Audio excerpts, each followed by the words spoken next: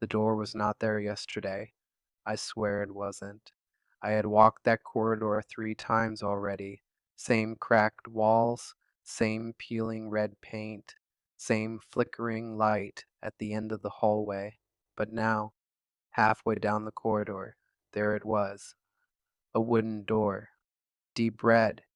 Breathing. Not literally breathing, but it felt alive. The air around it felt heavier, warmer, like the building itself didn't want me to notice it. I should have turned back, but the hallway behind me had grown longer. That's when I realized something was wrong. The lodge caretaker told me this place was abandoned for years. Just an old colonial rest house, he said. No one stays after sunset. I thought he meant because of wild animals. He didn't. The power went out exactly at 11:11 p.m., pitch black, and that's when I heard chanting, low, rhythmic, coming from behind that door. My phone flashlight flickered on weak battery mode. The beam trembled in my hand as I stepped closer. The symbols carved into the wood weren't random scratches. They were ritual markings, circles, skulls, something that looked like figures kneeling. 4 of them. My chest tightened. The chanting stopped. Silence. Then a single knock. From the inside, I froze. Another knock. Slow, deliberate, like something knew I was standing there. The door creaked open by itself. No wind, no touch, just opened. Warm air rushed out. It smelled like burnt herbs and iron, blood. Inside the room were candles, dozens of them, melted wax covering the floor like old scars. In the center were 4 clay bowls, and inside each bowl a skull, half submerged in dark liquid, fresh. I staggered back. The chanting resumed, but this time it wasn't behind the door. It was behind me. I turned slowly. The corridor was gone, only darkness, and 4 silhouettes standing at the far end, watching me, smiling. The door behind me slammed shut, and that's when I understood. I wasn't exploring an abandoned lodge. I had walked into something that was waiting for me. I wasn't alone in that room. Even though I couldn't see anyone breathing, I could feel them. The door behind me had disappeared, not closed, gone, just a solid wall where it once stood. The chanting was clearer now, not distant, not echoing. Inside my head, 4 voices, speaking a language I didn't understand but somehow felt familiar. The candles flickered violently as if reacting to my fear. Their flames bent toward me, not away. The skulls in the bowls weren't empty. Something moved inside one, a ripple in the dark liquid, then another. I stepped back and my shoes stuck to the floor. The wax wasn't wax. It was layered resin mixed with something sticky, something organic. The air grew thicker, hotter, like the room was breathing in sync with my heartbeat. Then I saw them, not silhouettes anymore. Figures emerging from the walls themselves. 4 men, tall, dressed in white ceremonial cloth stained at the edges. Their faces were covered in chalk patterns, lines running down from their eyes like tears, and each one held a blade, not raised, not threatening, just waiting. One of them spoke. You entered. His voice did not come from his mouth. It vibrated through the floor. You opened. I shook my head. I didn't know this place. You knocked. My stomach dropped. I remembered. Before the power cut, before the chanting, when I passed that spot earlier, I had leaned against the wall and absent-mindedly tapped it twice while checking my phone. 2 knocks. The same rhythm I heard from inside. I felt sick. You answered, the second figure said. The candles flared bright blue, the skull's eye sockets filled with light. I tried to run toward where the door had been. Solid wall, no handle, no exit. The first figure stepped closer. His feet didn't make sound. Every 7 years, he whispered, one must complete the circle. The bowls began to vibrate. The liquid inside rose, like it was boiling without heat. I looked at the four skulls again. There were only three. My breath stopped. One bowl was empty. Waiting. The chanting changed tone. Not welcoming anymore. Hungry. And then something cold pressed against the back of my neck. A blade. You are the fourth. The room went silent. Except for one thing. My own heartbeat. And it wasn't matching mine. It was slower. Heavier.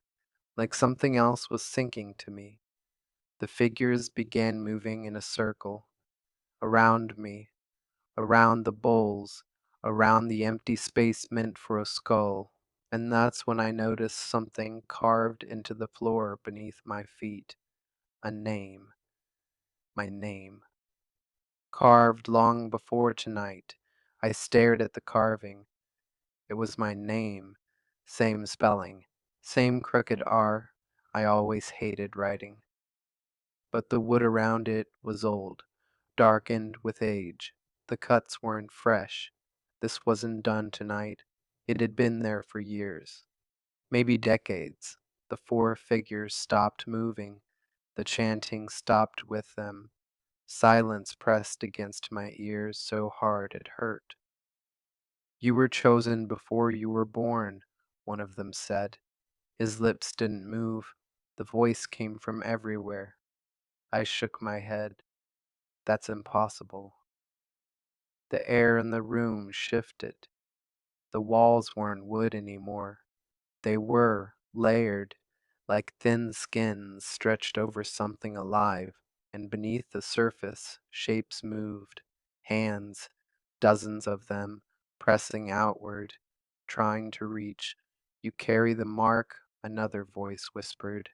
My neck burned, the place where the blade had touched me. I reached back slowly.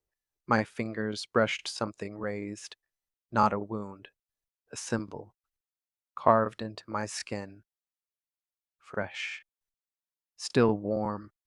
I hadn't felt it happen.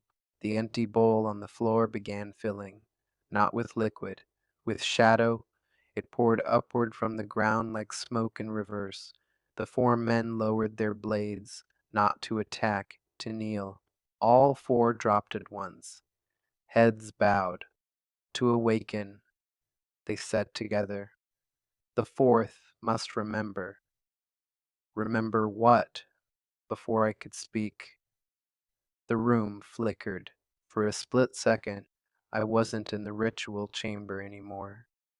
I was in my childhood home, 7 years old, standing in front of a mirror, tracing a symbol on the fogged glass after a shower, the same symbol now burning into my neck.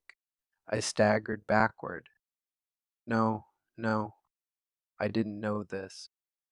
But the memory kept forcing itself forward, a voice from that day, soft, gentle, a woman's voice, never knock twice.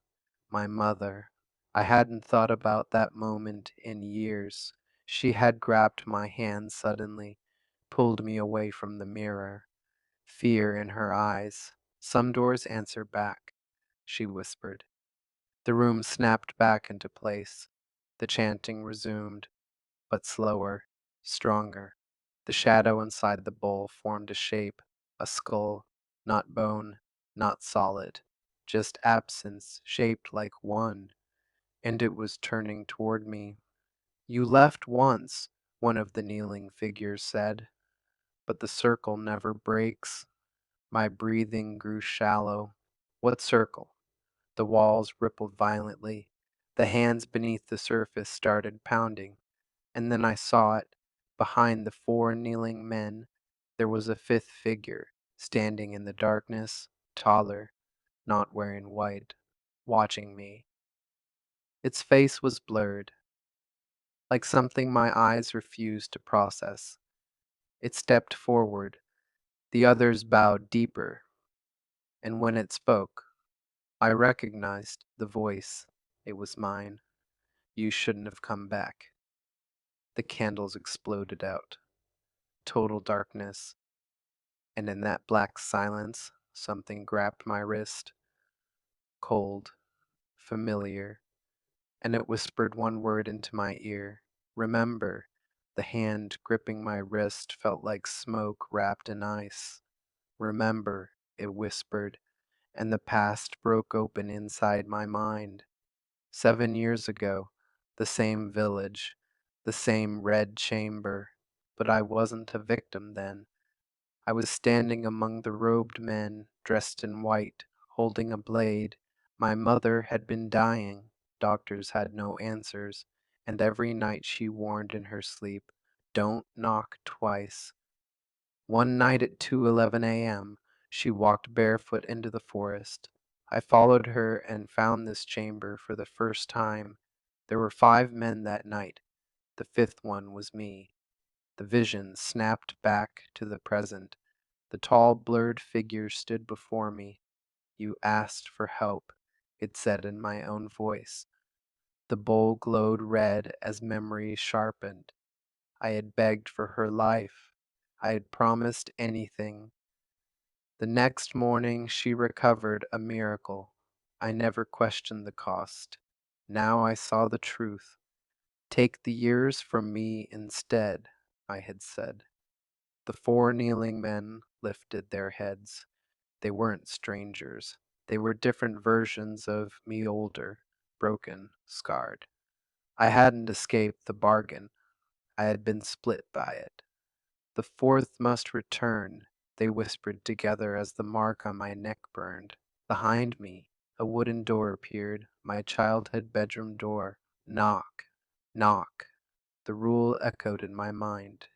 Never knock twice, because something answers. The bowl erupted in black flame, revealing my mother standing alone in darkness. "You left me there," she whispered. The chamber trembled, the circle tightened, and I realized the ritual wasn't asking anymore. It was collecting. The hand pulling me through the door wasn't weak, it was powerful. My mother's face appeared in the crack, but something was wrong. Her eyes were hollow, too dark.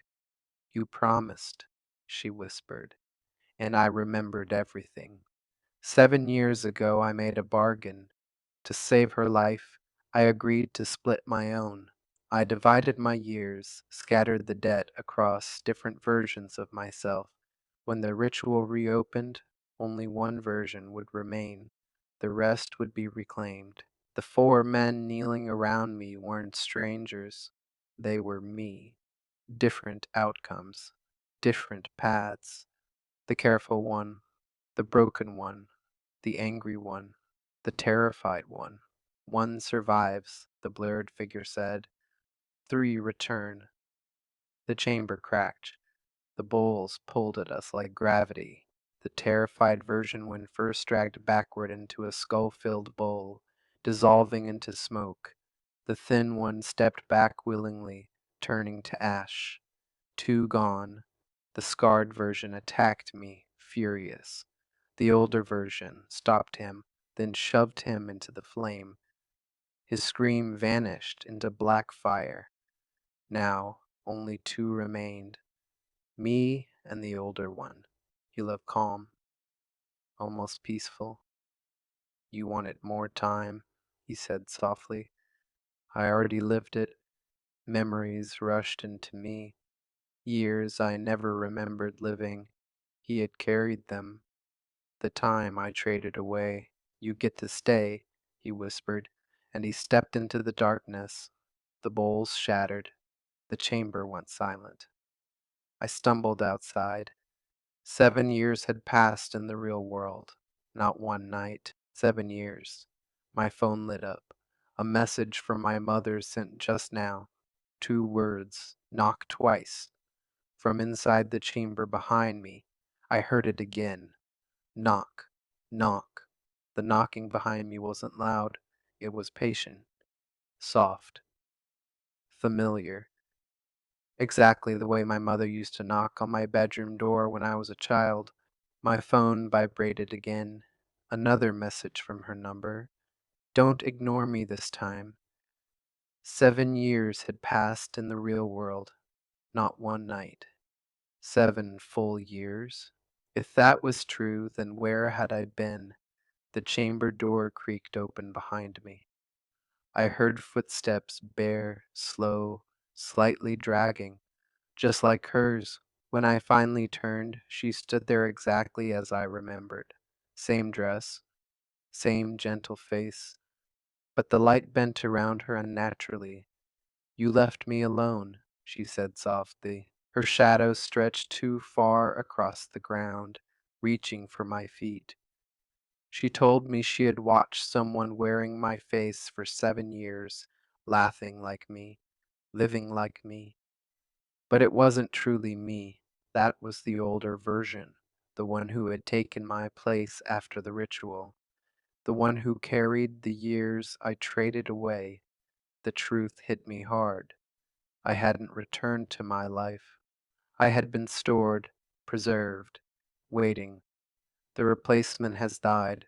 The blurred figure's voice echoed from the darkness. 7 years. Exactly 7. When he expired, I was forced back. The ground beneath me turned soft, pulling me down into wet soil. My mother leaned closer. You can stay with me, she whispered. The chamber pulsed behind her, hungry. The earth reached my chest. Then I heard my own voice whisper behind me, Run. Something grabbed my arm and yanked me backward. The darkness shattered. Bright white lights blinded me. Machines beeped. A nurse shouted, He's awake! A doctor leaned over me. You've been in a coma for 7 years. My mother stood at the hospital doorway older, crying, real.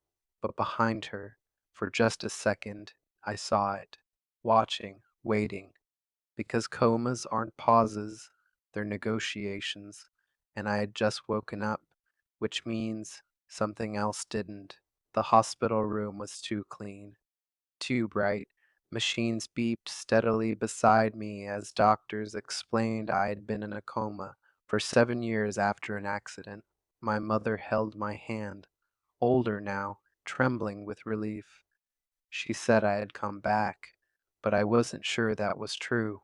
The hallway behind her felt wrong, stretched too long, and for a brief second I saw something tall, standing at the far end, watching. I asked the doctor if I'd ever spoken during the coma. He hesitated. Once, he said. I had whispered, It's almost time. That night at 2:17 a.m., the heart monitor skipped. The IV trembled. The room grew heavy. The door creaked open, though no one touched it. A tall, blurred silhouette stood in the darkness. The air pressure dropped as the voice pressed into my mind. This wasn't your time to return. The IV fluid turned black. You were meant to replace him, it said. The version of me who had lived those 7 years had expired.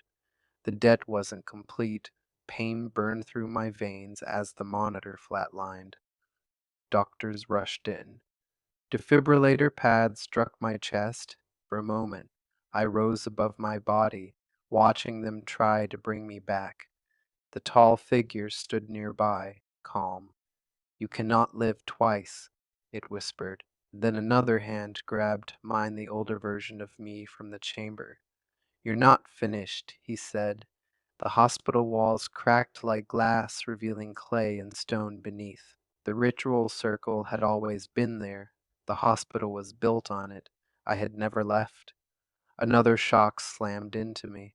I gasped back into my body. Alive. The figure was gone. But beneath my bed, the floor had cracked into a perfect circle, and in the corner of the room sat a clay bowl. Inside it, A skull. And black liquid slowly rising. The second payment had begun. The clay bowl was gone when the nurses returned.